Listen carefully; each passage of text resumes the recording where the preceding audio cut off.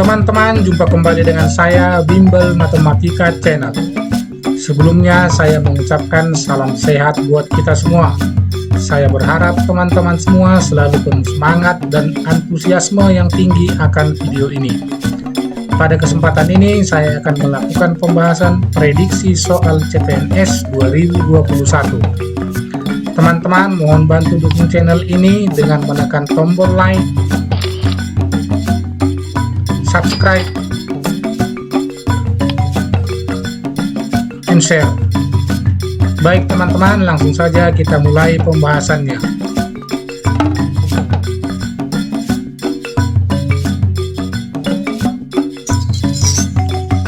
Soal nomor 1, semua pengendara sepeda motor diwajibkan menghidupkan lampu di siang hari. Tuti mengendarai sepeda motor di malam hari. Nah, apa yang menjadi kesimpulan dari pernyataan ini teman-teman? Baik, mari kita jawab. Kita tuliskan kembali premis-premis yang diketahui dari soal. Nah, premis yang pertama adalah semua pengendara sepeda motor diwajibkan menghidupkan lampu di siang hari. Premis yang kedua, Tuti mengendarai sepeda motor di malam hari. Nah, apa yang menjadi kesimpulannya? Mari kita perhatikan satu persatu opsinya. Nah, baik teman-teman, yang A, Tuti menghidupkan lampu. Nah, ini tidak bisa kita pastikan teman-teman apakah dia menghidupkan lampu. Yang B, Tuti tidak mungkin menghidupkan lampu, juga tidak bisa dipastikan. Yang C, malam hari dilarang menghidupkan lampu. Tidak ada pernyataan yang seperti itu teman-teman ya. Yang D, Tuti mungkin menghidupkan lampu. Nah, ini adalah jawaban yang paling tepat, karena ada kata mungkin. Ya, memang mungkin saja dia menghidupkan lampu, tapi belum pasti. Nah, jadi kesimpulannya adalah Tuti mungkin menghidupkan lampu. Jawabannya atau opsinya adalah D. Nah, yang E sudah pasti salah teman-teman ya, karena ada kesimpulannya yaitu D. Soal nomor 2. Semua pemain yang berkulit hitam di Liverpool FC adalah pemain asing. Sebagian pemain Liverpool FC berkepala botak. James Brown adalah pemain asing Liverpool FC. Nah, jadi apa yang menjadi kesimpulan dari 3 premis ini teman-teman? Nah, baik, untuk cara menjawabnya, kita tuliskan kembali premis-premisnya. Yang pertama, semua pemain yang berkulit hitam di Liverpool FC adalah pemain asing. Nah, jadi kata kuncinya di sini teman-teman ada kata semua. Siapapun itu yang berkulit hitam di Liverpool FC pasti pemain asing. Yang kedua, sebagian pemain Liverpool FC berkepala botak. Nah, di sini kata kuncinya sebagian. Berarti ada sebagian yang tidak berkepala botak. Nah, yang ketiga, James Brown adalah pemain asing Liverpool FC. Karena James Brown adalah pemain asing, maka dapat dipastikan James Brown adalah berkulit hitam, sesuai dengan premis 1. Nah, yaitu yang bisa kita simpulkan dari 1, 2, 3. Nah, untuk pertanyaan soal kita lihat satu persatu. Opsi A, James Brown tidak berkulit putih, tidak bisa dipastikan. Opsi B, James Brown berkepala botak, tidak bisa kita pastikan. Yang C, James Brown adalah berkulit hitam dan berkepala botak. Tidak bisa dipastikan dia berkepala botak. Kalau berkulit hitam sudah pasti. Yang D, James Brown tidak berkulit hitam, sudah pasti salah. Yang E, James Brown berkulit hitam, betul, dan mungkin berkepala botak. Karena tidak bisa dipastikan, maka kita menggunakan kata mungkin. Nah, jadi jawaban yang betul itu, atau kesimpulan yang benar itu adalah James Brown berkulit hitam dan mungkin berkepala botak. Opsi yang tepat adalah E. Kita lanjutkan soal nomor 3. Tidak ada burung yang berjenis sama dijual di toko burungku. Mirna dan Marni sama-sama membeli burung di toko burungku. Mirna membeli burung perkutut. Kesimpulannya adalah, nah, untuk cara menjawabnya, kita tuliskan kembali premisnya, biar jangan terjadi kesilapan, kesalahan. Tidak ada burung yang berjenis sama dijual di toko burungku. Jadi setiap burung itu hanya ada satu ekor, karena tidak ada yang berjenis sama. Premis yang kedua, Mirna dan Marni sama-sama membeli burung di toko burungku. Jadi toko yang sama mereka membeli burung. Yang ketiga, Mirna membeli burung perkutut. Nah, apa yang menjadi kesimpulan dari tiga premis? Sesuai pilihan-pilihannya, mari kita lihat. Yang A, Marni juga membeli burung perkutut. Salah, sebab burung perkutut sudah dibeli oleh Mirna. Karena tidak ada burung yang berjenis sama dijual di toko burungku. Udah pasti salah yang A. Yang B, Marni mungkin membeli burung perkutut. Pasti salah, karena burung perkutut sudah dibeli oleh Mirna. Yang C, Mirna dan Marni menyukai burung yang sama. Tidak bisa kita pastikan karena tidak ada dinyatakan dalam soal. Yang D, Marni tidak mungkin membeli burung perkutut. Nah, ini betul teman-teman ya, tidak mungkin dia membeli burung perkutut. Yang E, tidak ada kesimpulan. Salah, ada kesimpulannya yaitu D. Tidak mungkin membeli burung perkutut karena burung perkutut sudah dibeli oleh Mirna. Jadi kesimpulannya adalah Marni tidak mungkin membeli burung perkutut. Jawaban yang tepat adalah D.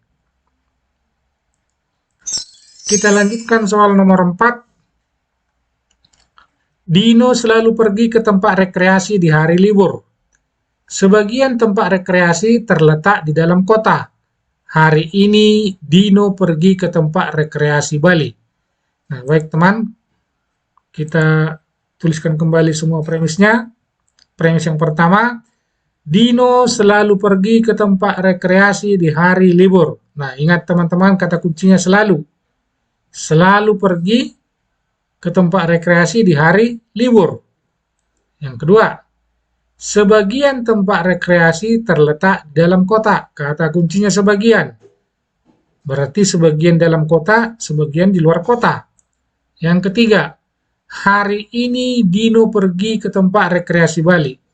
Nah, jadi nama tempat rekreasinya adalah Bali. Apa yang menjadi kesimpulan dari tiga premis? Kita lihat satu persatu pilihannya. Yang A, tempat rekreasi Bali terletak dalam kota. Tidak bisa dipastikan. Yang B, hari ini bukan hari libur. Salah. Hari ini pasti hari libur, sebab hari ini Dino pergi ke tempat rekreasi. Yang C, hari ini libur dan tempat rekreasi Bali terletak dalam kota. Tidak bisa dipastikan letak tempat rekreasi Bali, apakah dalam kota atau di luar kota. Yang D, hari ini hari libur dan tempat rekreasi Bali mungkin terletak di dalam kota. Nah, karena ada kata mungkin, karena tidak ada kepastian, berarti opsi yang betul itu adalah D. Coba kita cek yang E, hari ini hari libur dan tempat rekreasi Bali terletak di luar kota. Salah, karena tidak ada dinyatakan dalam soal lokasi tempat wisata Bali itu apakah di luar kota atau di dalam kota.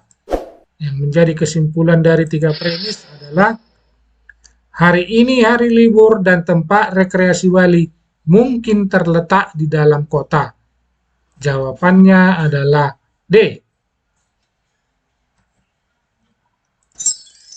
Soal nomor 5. Semua soal yang diujiankan oleh Mr. Alex dapat dikerjakan oleh siswanya. Hari ini Mr. Alex memberikan ujian materi ruang 3 dimensi. Nah, apa yang menjadi konklusi atau kesimpulan dari premis ini teman-teman? Mari kita selesaikan. Kita tuliskan kembali premisnya. Premis pertama, semua soal yang diujiankan oleh Mr. Alex dapat dikerjakan oleh siswanya. Kata kuncinya semua teman-teman ya. Semua soal dapat dikerjakan. Yang kedua, hari ini Mr. Alex memberikan ujian materi ruang 3 dimensi. Nah, apa yang menjadi kesimpulan? Mari kita lihat satu persatu. Hanya sebagian siswa yang dapat mengerjakan soal ruang 3 dimensi. Hanya sebagian, tidak bisa kita simpulkan. Karena dikatakan dari premis 1, semua soal yang diujiankan oleh Mr. Alex dapat dikerjakan oleh siswanya. Nah, jadi hanya sebagian di sini salah. Yang B, beberapa siswa tidak dapat mengerjakan soal ruang 3 dimensi. Salah. Sebab dari premis 1, semua soal yang diujiankan oleh Mr. Alex dapat dikerjakan oleh siswanya. Yang C, jika Djokovic adalah siswa Mr. Alex, maka Djokovic dapat mengerjakan soal ruang 3 dimensi. Nah, ini betul teman-teman ya. Sebab Djokovic adalah siswa Mr. Alex, maka pasti Djokovic dapat mengerjakan soal ruang 3 dimensi. Yang D, jika Indropik bukan siswa Mr. Alex, maka Indropik tidak dapat mengerti ruang 3 dimensi. Belum tentu. Yang E, tidak ada kesimpulan, salah, sebab ada kesimpulannya C. Nah, jadi kesimpulannya adalah jika Djokovic adalah siswa Mr. Alex, maka Djokovic dapat mengerjakan soal ruang 3 dimensi. Pilihannya C. Soal nomor 6. Tidak semua burung dapat terbang. Sebagian burung punya sayap. Anto mempunyai burung. Nah, apa yang menjadi kesimpulannya teman-teman? Untuk menyelesaikannya, kita tuliskan kembali semua premisnya, ada 3. Tidak semua burung dapat terbang. Yang kedua, sebagian burung punya sayap. Yang ketiga, Anto mempunyai burung. Kita lihat opsi A, burung Anto dapat terbang, belum bisa dipastikan. Yang B, burung Anto punya sayap, tak bisa dipastikan. Yang C, burung Anto dapat terbang dan mempunyai sayap, juga tidak bisa kita pastikan. Yang D, burung Anto dapat terbang dan mungkin punya sayap, tak bisa kita pastikan. Yang E, burung Anto belum tentu dapat terbang dan mungkin punya sayap. Nah, ini yang betul teman-teman ya. Belum ada kepastian. Karena hanya dinyatakan tidak semua burung dapat terbang, sebagian burung punya sayap. Jadi, burung Sianto itu belum tentu dapat terbang dan mungkin juga punya sayap. Nah, jadi jawaban yang tepat adalah E. Kesimpulannya adalah burung Anto belum tentu dapat terbang dan mungkin punya sayap. Soal nomor 7. Semua peserta ujian CPNS jujur. Sebagian besar peserta ujian CPNS adalah sarjana. Sumarno ikut ujian CPNS. Kesimpulannya adalah, baik, mari kita tuliskan kembali semua premisnya. Premis pertama, semua peserta ujian CPNS jujur. Premis kedua, sebagian besar peserta ujian CPNS adalah sarjana. Yang ketiga, Sumarno ikut ujian CPNS. Nah, apa yang menjadi kesimpulannya teman-teman? Mari kita lihat pilihan-pilihannya. Yang A, Sumarno adalah jujur dan sarjana. Tidak bisa kita pastikan apakah Sumarno itu sarjana. Kalau jujur, pasti jujur, karena semua peserta ujian CPNS jujur. Yang B, Sumarno tidak jujur, sudah pasti salah. Karena semua peserta ujian CPNS jujur. Yang C, Sumarno mungkin jujur, salah, nggak mungkin, udah pasti jujur. Yang D, Sumarno jujur dan tamatan SMA. Kita tidak bisa kita pastikan apakah dia tamatan SMA atau bukan.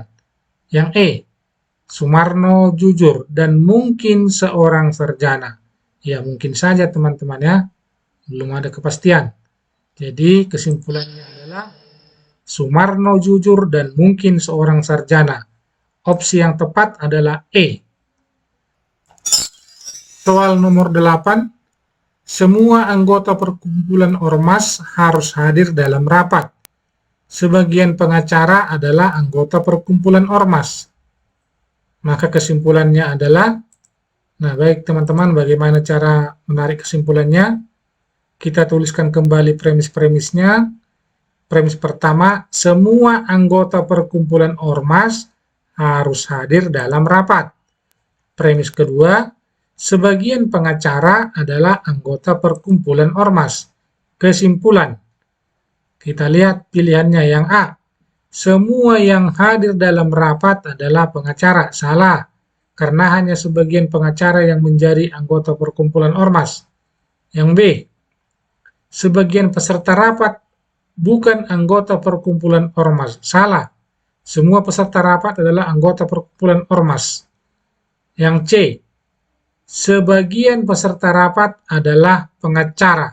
Nah, ini betul teman-teman ya. Karena sebagian pengacara itu masuk anggota perkumpulan ormas. Yang D, semua pengacara hadir dalam rapat. Salah, sebab hanya sebagian yang menjadi anggota perkumpulan ormas. Yang E, semua yang tidak hadir bukan pengacara. Salah. Nah, jadi kesimpulannya adalah sebagian peserta rapat adalah pengacara. Opsi yang tepat adalah C. Soal nomor 9. Semua peserta tryout CPNS sedang berpikir.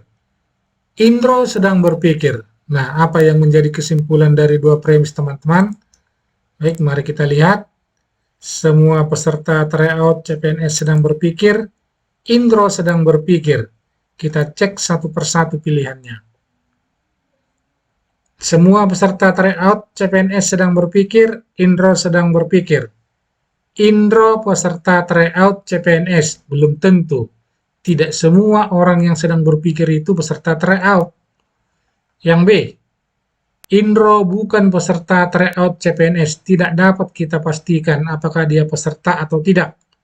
Yang C, karena sedang berpikir, maka Indro peserta tryout, tidak bisa disimpulkan. Yang D, Indro belum tentu peserta tryout CPNS. Nah, jadi kalau kata-katanya tidak ada kepastian, berarti ini bisa saja. Jadi pilihan yang tepat itu adalah D. Yang E tidak dapat ditarik kesimpulan, salah, sebab kesimpulannya ada di opsi yang D. Nah, jadi kesimpulannya adalah Indro belum tentu peserta tryout CPNS.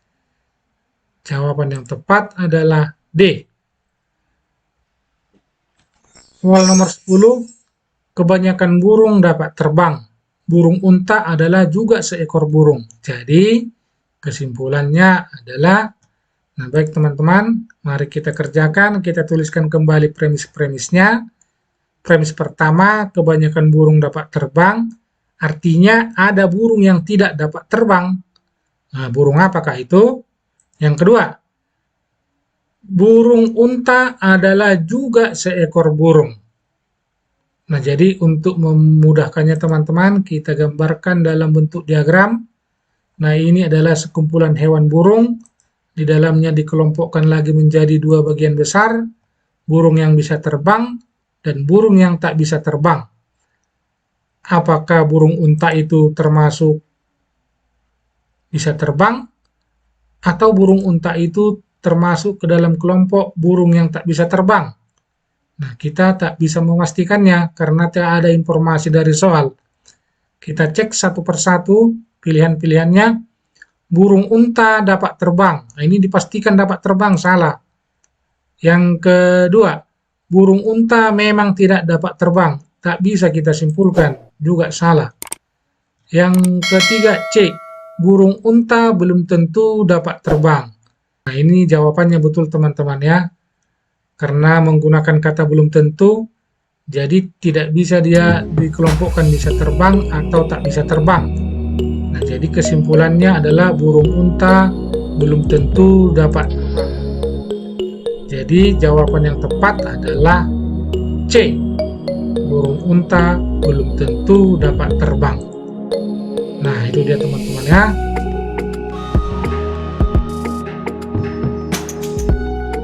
Demikian teman-teman pembahasan kita kali ini. Semoga apa yang saya sampaikan dapat menambah pengetahuan dan semangat baru bagi teman-teman semua.